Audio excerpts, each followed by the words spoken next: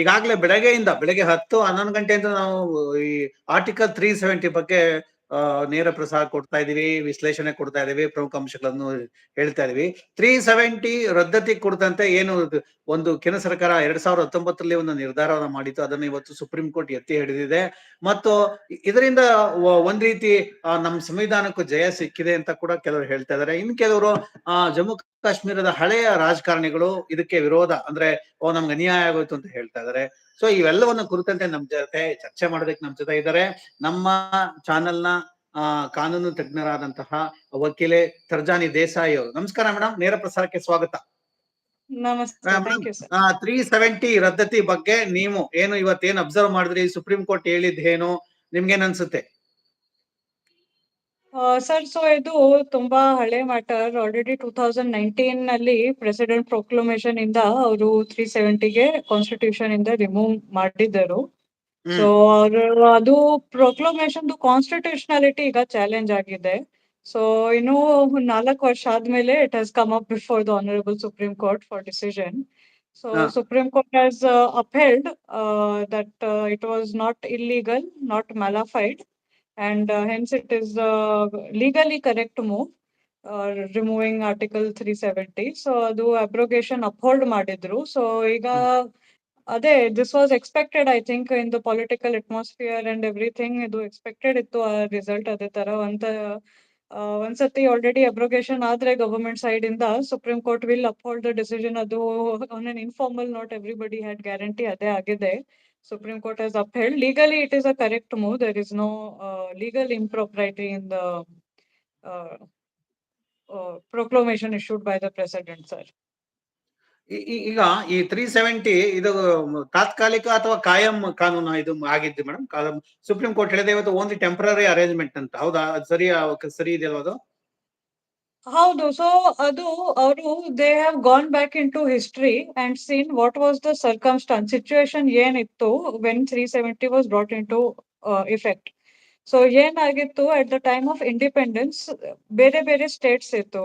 ಜೂನಾಗಢ್ ಒಂದ್ ಸ್ಟೇಟ್ ಇತ್ತು, ಟ್ರಾವೆನ್ಕೋರ್ ಒಂದ್ ಸ್ಟೇಟ್ ಇತ್ತು. ಸೊ ಅದು ಎಲ್ಲ ಒಂದ್ ಟ್ರೀಟಿ ಸೈನ್ ಮಾಡಿ they have exceeded to the union of India. ಆ ತರ we have the country India as we know today. So Atara Ella states one by one they joined the Union of India by signing a treaty with their respective Maharajas or princes. So Jammu and Kashmir time ali, because there was a lot of conflict in the region and our Honorable Prime Minister Mr. Jawaharlal Nehru was there, he had taken the decision to the United Nations. So United Nations yen helidru that you should ask the people of Jammu and Kashmir, and according to what they want, according to what their leader wants, atara. So that time the king of Jammu and Kashmir, Prince of Jammu and Kashmir, was Maharaja Hari Singh. He signed an accession treaty, but ಆ accession treaty ಅವ್ರು ಏನ್ ಹೇಳಿದ್ರು, defence ಮತ್ತೆ communication ಅದು ಬಿಟ್ Indian government ಮತ್ತೆ Indian laws ಏನು apply ಆಗಲ್ಲ ಕಾಶ್ಮೀರ್ಗೆ. So Kashmir will be like an independent state. ಯಾಕಂದ್ರೆ they did not want to go to Pakistan, but they did not want to join India also. So ಆ ತರ ಒಂದ್ ಸ್ಪೆಷಲ್ ಅರೇಂಜ್ಮೆಂಟ್ ಮಾಡಿದ್ರು. ಅದಾದ್ಮೇಲೆ Karan Singh was the next successor after Hari Singh. ಅವರು ಇನ್ನೊಂದು instrument of accession ಅಂತ sign proclamation declare ಮಾಡಿದ್ರು. ಅದು ಪ್ರೊಕ್ಲಮೇಶನ್ ಅಲ್ಲಿ ಅವ್ರು ಅದೇ ಹೇಳಿದ್ರು that Jammu and Kashmir is part of Union of India. So the Honorable Chief Justice has laid emphasis on this point only, that accession treaty mele ಅದೇ ಹೇಳಿದ್ರು that Jammu and Kashmir is part and parcel of the Union of India. ಮತ್ತೆ ಅದು Jammu and ಕಾಶ್ಮೀರ್ದು ಏನ್ special constitution ಅದು constitution ಅಲ್ಲಿ ಕೂಡ ಅದೇ ಇದೆ, that Jammu and Kashmir will form part and parcel of the union of India. So what the government has observed that was that avatte, observing the delicate situation, 370 was introduced, giving special status to Jammu and Kashmir, just so that as a transitionary measure, so that over a period of time it can fully become part of India just like any other state. So it is rightfully observed by the Chief Justice that it was a transitionary or a temporary measure. It was never meant to be a permanent arrangement. ಅಂದ್ರೆ temporary management ಆಗಿದ್ರು ಕೂಡ ಅಂದ್ರೆ political ಒಂದು ಏನು ಒಂದು ಇಚ್ಛಾಶಕ್ತಿ ಇಲ್ದೇನೆ ಈ ರೀತಿ ಅದನ್ನ ಮುಂದುವರ್ಸ್ಕೊಂಡು ಬಂದ್ರ, ಅಥವಾ ಇದನ್ನ ತೆಗೆದಾಕ್ಲೇಬಾರ್ದು ಅನ್ನೋ ಡಿಸಿಷನ್ ಇತ್ತ, ಅಥವಾ ಈಗ ಏನು ಬಿಜೆಪಿ ತನ್ನ ರಾಜಕೀಯ ಒಂದು ಉದ್ದೇಶಕ್ಕೆ ಈ ರೀತಿ ನಾವು ಮಾಡ್ತಿದೆ ಅಂತ ಹೇಳಿದ್ರು ಕೂಡ ಅಲ್ಲಿಯ ಜನರ ಉದ್ದೇಶ, ಜನರ ಆಸೆ ಏನಾಗಿತ್ತು, ಮತ್ತೀಗ ಸುಪ್ರೀಂ ಕೋರ್ಟ್ ನ ತೀರ್ಪಿನಿಂದ ಏನು ರಾಜಕೀಯ ಸ್ಥಿತಿ ಫಿಲೋಮಿನಾ ಏನ್ ಗೊತ್ತಾಗ್ತದೆ? Basically, we cannot say whose intention was what exactly, but what has been done is correct for India. Yakadre, we have a federal structure in the country. Federal structure andre states are there who are having their limited independent powers, but they are all forming part of the country India, and they are susceptible and falling under the ambit of the central laws and the central government. So there is a whole structure of a government who supersedes the entire state structures that we have. So Atara, this is the fabric of the country. This federalism is a basic structure of the country. So ಆ ತರ arrangement ಅಲ್ಲಿ ನೀವು ಏನಾದ್ರೂ ಒಂದ್ ಸ್ಟೇಟ್ಗೆ special status ಕೊಟ್ರೆ, ಸೊವೆರ್ನಿಟಿ ಕೊಟ್ರೆ, then this is violating the federal structure of India. So because of that, this move is a good move because it is protecting the fundamental value, which is federalism, which is the fundamental value of the constitution. ಮತ್ತೆ ಅಂದ್ರೆ ಇಷ್ಟೊಂದು ಸರಳವಾಗಿರುತ್ತೆ, ಅಂದ್ರೆ ಈಗ supreme court ತೀರ್ಪು ನೋಡಿದ್ರೆ ಬಹಳ ಸರಳವಾಗಿತ್ತು ಅನ್ಸುತ್ತಿದ್ದು. ಅಂದ್ರೆ ಇದನ್ನ ಕಂಟಿನ್ಯೂ ಮಾಡ್ತಕ್ಕಂತ ಯಾವುದೇ ಸರ್ಕಾರಗಳು ಕಂಟಿನ್ಯೂ ಮಾಡ್ತಕ್ಕಂತ ಒಂದು ಪರಿಸ್ಥಿತಿ ಯಾಕೆ ಬಂದಿತ್ತು, ಯಾಕೆ ಅದನ್ನ ಮುಂದುವರಿಸಿದೋ? ಇವತ್ತು 2019ರಲ್ಲಿ ಏನು ಮೋದಿ ಸರ್ಕಾರ ಅದನ್ನ ಕೊನೆಗೊಳಿಸ್ತೋ, ಇವತ್ತು ಅದನ್ನ ಸುಪ್ರೀಂ ಕೋರ್ಟ್ ಎತ್ತಿಡಿದೆ. ಇದನ್ನ ಬಹಳ ಹಿಂದೆ ಮಾಡ್ಬೋದಾಗಿದೆ. ಅಂದ್ರೆ ಅವ್ರಿಗೆ ಮಾಡೋ ಇಂಟ್ರೆಸ್ಟ್ ಇರ್ಲಿಲ್ವಾ, ಅಥವಾ ಅವ್ರಿಗೆ ಮಾಡೋದ್ ಬೇಕಾಗಿರ್ಲಿಲ್ವಾ? ಸರ್ ನನ್ ಪ್ರಕಾರ ಇಷ್ಟು ಗಟ್ಸ್ ಇರ್ಲಿಲ್ಲ ಯಾರ್ ಗವರ್ಮೆಂಟ್ ಹತ್ರ. They did not have that daring because situation has always been little delicate in this state of Jammu and Kashmir. ಅದಕ್ಕೆ ಯಾರೋ ಡೇರಿಂಗ್ ಮಾಡಿಲ್ಲ, ಯಾರೋ ಆ ಸ್ಟೆಪ್ ಬೋಲ್ಡ್ ಅಲ್ಲಿ ಸ್ಟೆಪ್ ತಗೊಳ್ಳಿಲ್ಲ, ಅದು ಒಂದ್ ರೀಸನ್. ಇನ್ನೊಂದ್ ರೀಸನ್ ಕೊಲಿಷನ್ ಗವರ್ಮೆಂಟ್ ಇರುತ್ತೆ. So because of that there was majority government, but ಇಷ್ಟು ಮೆಜಾರಿಟಿ ಇರ್ಲಿಲ್ಲ that they can unilaterally take decisions to unanimously take such decisions. Ega BJP led government is the majority in the parliament, so they are having the full powers. They need not consult with any other parties. Coalition government illa. ಮತ್ತೆ ಅವ್ರ ಬಿಜೆಪಿದು manifesto ಅಲ್ಲಿ ಇತ್ತು that we will do this, and they have stuck to their manifesto, knowing very well that they are going to take this move. People have voted for them, so ಅದಕ್ಕೆ this was part of their manifesto, and they have done it. ಇಲ್ಲಿ ಈಗ ಇದು ಕಾಶ್ಮೀರದ ಸಮಸ್ಯೆ ಆಗಿತ್ತು, ಇದು ದೇಶದ ಸಮಸ್ಯೆ ಅಂತ ಹೇಳಿ ನಾವೆಲ್ಲ ಎಲ್ಲರಿಗೂ ನಾವು ಅನ್ಸಿದ್ರು. ಮತ್ತೆ ಈಗ ಅಂದ್ರೆ ಇದು ಏನು ಒಂದು ಮುಸ್ಲಿಂ ಅಪೀಸ್ಮೆಂಟ್, ಅಂದ್ರೆ ಮುಸ್ಲಿಂ ಅಲ್ಲಿಗೆ ಕಾಶ್ಮೀರದ ಮುಸ್ಲಿಮರೇ ಬೇರೆ, ದೇಶದ ಉಳಿದ ಮುಸ್ಲಿಮರು ವರ್ತನೆ ಮಾಡೋ ರೀತಿನೇ ಬೇರೆ. ಅಂದ್ರೆ ಇಲ್ಲಿ ಯಾರನ್ನ ಒಂದು ಅಪೀಸ್ ಮಾಡೋದಕ್ಕೆ ಇದನ್ನು ಮುಂದುವರ್ಸ್ಕೊಂಡು ಬರ್ತಾ ಇದ್ರು. ಕೊನೆಗೆ ಅನಿವಾರ್ಯವಾಗಿ ಇವತ್ತು ಸುಪ್ರೀಂ ಕೋರ್ಟ್ ನ ಒಂದು ಅದು ಮುದ್ರೆ ಬಿದ್ದಿದೆ. ಇದು ಬೇಕಾಗಿಲ್ಲ, ಇದು ದೇಶದ ಸಾರ್ವಭೌಮಕ್ಕೆ ಇದು ಧಕ್ಕೆ ಆಗುತ್ತೆ. ಇದಕ್ಕೆ ಯಾವುದೇ ಒಂದು ಆಕಸ್ಮಿಕ ಅಷ್ಟೇ, ತುರ್ತು ಪರಿಸ್ಥಿತಿಗೆ ಅಷ್ಟೇ ಇದು ಕೊಟ್ಟಿದ್ದು, ಇದು ಮುಂದುವರಿ ಅಗತ್ಯ ಇಲ್ಲ ಅಂತ ಸುಪ್ರೀಂ ಕೋರ್ಟ್ ಹೇಳಿದೆ. ಸೊ ಹಾಗಾದ್ರೆ ಇದುವರೆಗೂ ಅಪೀಸ್ಮೆಂಟ್ ಮಾತ್ರ ಕಿತ್ತ ಅಂತ ಒಂದು ಪ್ರೂವ್ ಆಯ್ತಾ ಇದರಿಂದ? ಹೌದು ಹೇಳ್ಬೋದು ಸರ್. ಅಪೀಸ್ಮೆಂಟ್ ಒನ್ ಸ್ಟ್ರಾಟಜಿ ಇದು, ಅದು ಅಲಿಗೇಷನ್ ಕಾಂಗ್ರೆಸ್ ಮೇಲೆ ತುಂಬಾ ಆಗಿದೆ already. Muslim appeasement, vote bank politics ಅವ್ರು ಮಾಡ್ತಾರೆ. ಸೊ ಅದು ಒಂದ್ ರೀಸನ್ ಆಗ್ಬೋದು. ಮತ್ತೆ ಇಷ್ಟು ಡೇರಿಂಗ್ ಇರ್ಲಿಲ್ಲ, ಲೈಕ್ ಐ ಸೆಡ್, ಇಷ್ಟು ಗಟ್ಸ್ ಇರ್ಲಿಲ್ಲ ಯಾವ ಗವರ್ಮೆಂಟ್ ಅಲ್ಲಿ ಆ ಸ್ಟೆಪ್ ತಗೊಳಕ್ಕೆ. But BJP has having majority and they have promised in their manifesto and they have done accordingly. So ಈಗ ಸರ್ಕಾರಕ್ಕೆ ಸುಪ್ರೀಂ ಕೋರ್ಟ್ ಇನ್ನೊಂದು ಸೂಚನೆ ಕೊಟ್ಟಿದೆ. ಸೆಪ್ಟೆಂಬರ್ 30ನೇ ತಾರೀಕು ಕೂಡ ಎಲೆಕ್ಷನ್ ಮಾಡಬೇಕು, ಮತ್ತೆ ಅಲ್ಲಿ ಸೆಂಟ್ರಲ್ ಆಡಳಿತ ಇರಬಾರ್ದು, ಅಲ್ಲಿ ರಾಜ್ಯ ಸರ್ಕಾರ ಇರಬೇಕು, ವಿಧಾನಸಭೆ ಇರಬೇಕು ಅಂತ ಕೂಡ ಸೂಚನೆ ಕೊಟ್ಟಿದೆ. ಈ ಸೂಚನೆಯನ್ನ ಪಾಲನೆ ಆಗುತ್ತಾ, ಅಥವಾ ಅಲ್ಲಿ ಕಾನೂನಿನ ಸುವ್ಯವಸ್ಥೆ ಸರಿ ಇಲ್ಲ ಅಂತ ಹೇಳಿ ಚುನಾವಣೆಯನ್ನ ನಡೆಸದೇ ಇರ್ತಕ್ಕಂತ, ಅಥವಾ ಇದೇ ಸ್ಥಿತಿಯನ್ನ ಅಲ್ಲಿ ಕೇಂದ್ರಾಡಳಿತ ಒಂದು ಪ್ರದೇಶವಾಗಿ ಅದನ್ನ ಉಳಿಸ್ಕೊಳ್ಳುವಂತ ಪ್ರಯತ್ನ ಸರ್ಕಾರ ಮಾಡುತ್ತಾ?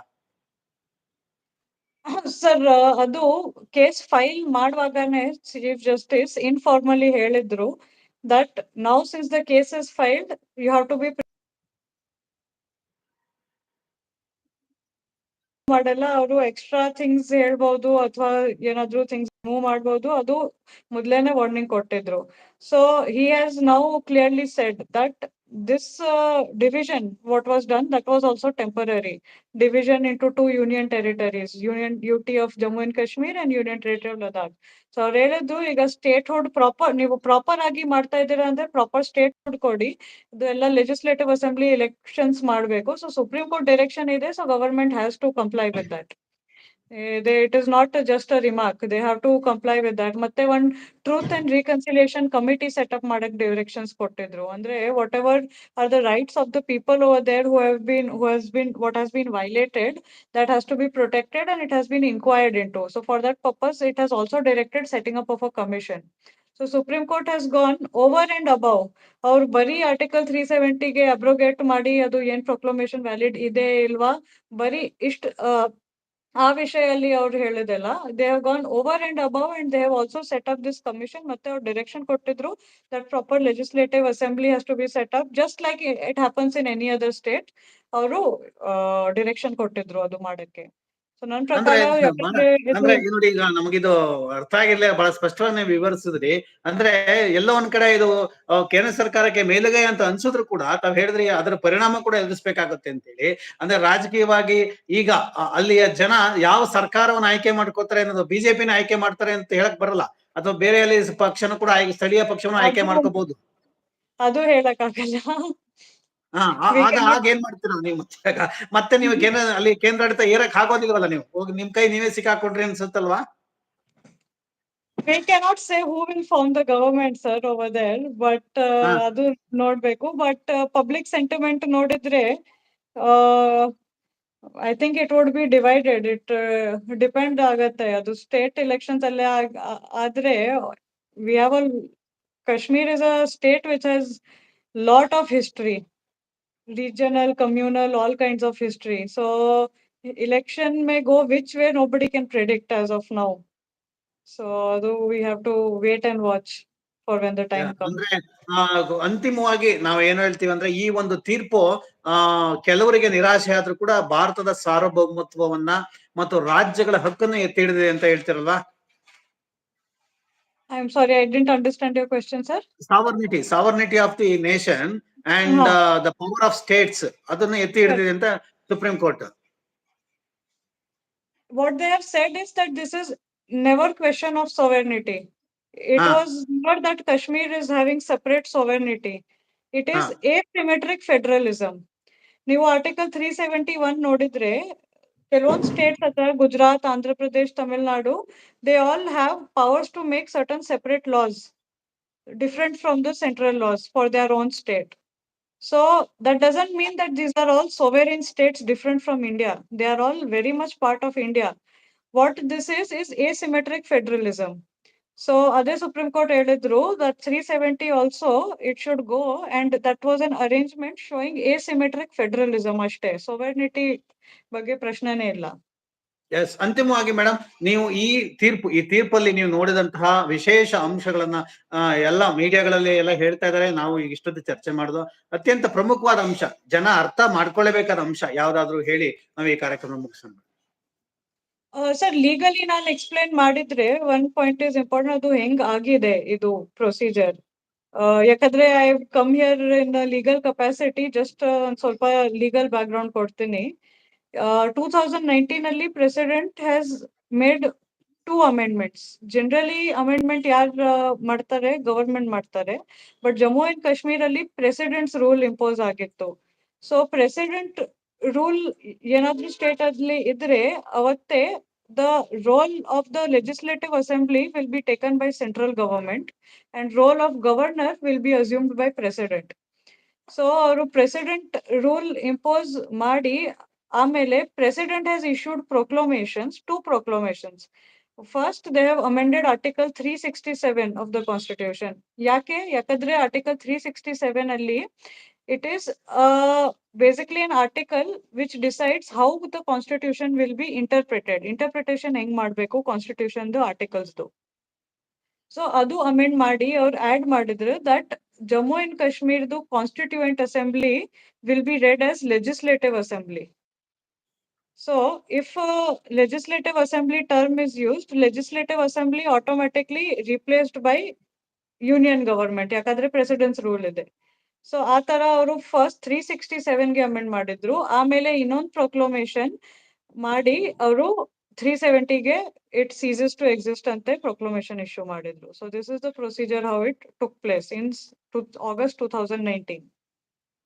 ಸೊ ಅಂತಿಮವಾಗಿ ಈ ಒಂದು ಸುಪ್ರೀಂ ಕೋರ್ಟ್ ನ ತೀರ್ಪಿನಿಂದ ಆ ರಾಜ್ಯಕ್ಕೆ ಏನು ಅನುಕೂಲ ಆಗುತ್ತೋ ಇಲ್ವೋ ಅನ್ನೋದು ಕೂಡ ಮುಂದಿನ ದಿನಗಳಲ್ಲಿ ನೋಡ್ಬೇಕಾಗುತ್ತೆ. ಅಂದ್ರೆ ಅಲ್ಲಿ ಚುನಾವಣೆ ಆಗಿ ಸ್ವತಂತ್ರ ಸರ್ಕಾರ ಬಂದು ಅಲ್ಲಿ ಜನ ಅದನ್ನ ಅಲ್ಲಿಯ ಟೂರಿಸಂ ಕೈಗಾರಿಕೆ ಮತ್ ನೀವ್ ಹೇಳಿದಾಗೆ ಅಲ್ಲಿ ಇತಿಹಾಸ ಇದೆ, ಸಾಕಷ್ಟು ಇತಿಹಾಸ ಇದೆ. ಆ ಎಲ್ಲಾ ಇತಿಹಾಸ ಹೇಗೆ ಪರಿವರ್ತನೆ ಆಗುತ್ತೆ ಅನ್ನೋದು ನೋಡ್ಬೇಕಾಗತ್ತೆ ನಾವು, ಅಲ್ಲ madam? Correct, sir. Nan prakara, it is a good decision. It will benefit the people over there only. Once the state is open to having its own laws, with a proper structure like how the other states are having. ಮತ್ತೆ it is susceptible to the laws of the central government. It will benefit the people ನನ್ ಪ್ರಕಾರ. But ಏನಾಗತ್ತೆ ಅದು ನೋಡ್ಬೇಕು. S, ಇದಾಗಿತ್ತು ಇವತ್ತಿನ ನಮ್ಮ ನೇರ ಪ್ರಸಾದ ಚರ್ಚೆ. ಆರ್ಟಿಕಲ್ 370 ಒಂದು ರದ್ದತಿಯನ್ನ ಸುಪ್ರೀಂ ಕೋರ್ಟ್ ಎತ್ತಿ ಹಿಡಿದ್ರಿಂದ ಅಲ್ಲಿ ರಾಜ್ಯ ಸರ್ಕಾರ ಸ್ಥಾಪನೆ ಮಾಡ್ಲೇಬೇಕಾದಂತ ಅನಿವಾರ್ಯ ಸ್ಥಿತಿಗೆ ಕೇಂದ್ರ ಸರ್ಕಾರ ಬಂದಿದೆ. ಅಂದ್ರೆ ನಾವು ಒಂದ್ ರೀತಿ ಗೆದ್ದು ಅಂತ ಹೇಳಿ ಅಲ್ಲೊಂದು ಸ್ಥಳೀಯರಿಗೂ ಅಧಿಕಾರ ಕೊಡ್ಬೇಕಾಗುತ್ತೆ. ಯಾವ ರೀತಿ ಅಧಿಕಾರ ಕೊಡ್ತಾರೆ ಅಲ್ಲೂ ಕೂಡ ರಾಜಕೀಯ ನಡೆಯುತ್ತಾ. ಆದ್ರೆ ಒಂದಂತೂ ಸತ್ಯ, ತರ್ಜನಿ ದೇಸಾಯಿ ಅವರ ಪ್ರಕಾರ ಸದ್ಯಕ್ಕೆ ಆ ರಾಜ್ಯದ ಜನತೆಗೆ ಒಳ್ಳೇದಾಗುತ್ತೆ, ಒಳ್ಳೇದಾಗಬಹುದು ಅನ್ನೋದನ್ನ ಆಶಯ ವ್ಯಕ್ತಪಡಿಸ್ತಾರೆ. ನಾವು ಕೂಡ ಕಾದ್ ನೋಡೋಣ ಏನಾಗುತ್ತೆ ಹೇಳಿ. ಇದಾಗಿತ್ತು ನಮ್ಮ ನೇರ ಪ್ರಸಾರ. ಮತ್ತೆ ಇನ್ನೊಂದು ನೇರ ಪ್ರಸಾರ ನಿಮ್ಮ ಮುಂದೆ ಹಾಜರಾಗ್ತೀವಿ. ಅಲ್ಲಿವರೆಗೂ ಸಿಯಾನ್ ಕನ್ನಡ ನೋಡ್ತಾ ಇರಿ, ನಮ್ಮ ಮುಕ್ತ ಪತ್ರಿಕೋದ್ಯಮ ಬೆಂಬಲಿಸಿ. ಚರ್ಚೆಯಲ್ಲಿ ಭಾಗವಹಿಸಕ್ಕೆ ಧನ್ಯವಾದಗಳು ಮೇಡಮ್, ನಮಸ್ಕಾರ. Thank you.